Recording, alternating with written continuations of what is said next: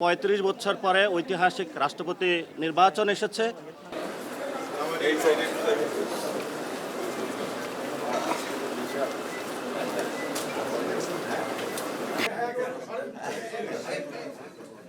আর ওনার সমর্থক এনসিপি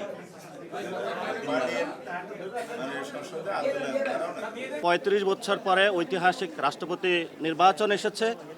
এই নির্বাচনে গণতান্ত্রিক প্রক্রিয়া অংশগ্রহণ করার জন্য 11 দলীয় জোট এবং বিরোধী দল রাষ্ট্রপতি নির্বাচনে অংশগ্রহণ করছে। এবং আজকে আমরা এখানে এসেছি যে আমাদের 11 দলীয় জোটের যিনি প্রার্থী ডক্টর অলি আহমদ বীর বিক্রম, ওনার মনোনয়নপত্র আমরা আজকে জমা দিয়েছি।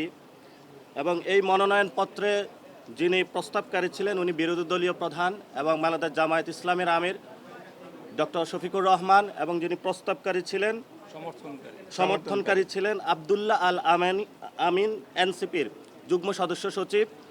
এবং আমরা একটা প্রাপ্তি চিঠিও পেয়েছি যে আমরা আজকে জমা দিয়েছিলাম। এই চিঠিটা এই বিষয়ে আজকে সার্বিক বিষয় নিয়ে পর্যালোচনা এবং বিস্তারিত কথা বলবেন 11 দলীয় জোটের সম্মানিত সমন্বয়ক শামসুল আলম নামে একজনকে দলীয়ভাবে নিয়োগ দেওয়া হয়েছে। বিএনপির দলের ছিল, পরে নির্বাচন কমিশনে অতিরিক্ত সচিব হিসেবে নিয়োগ দেওয়া হয়েছে। এই ভবনে উনি আছেন।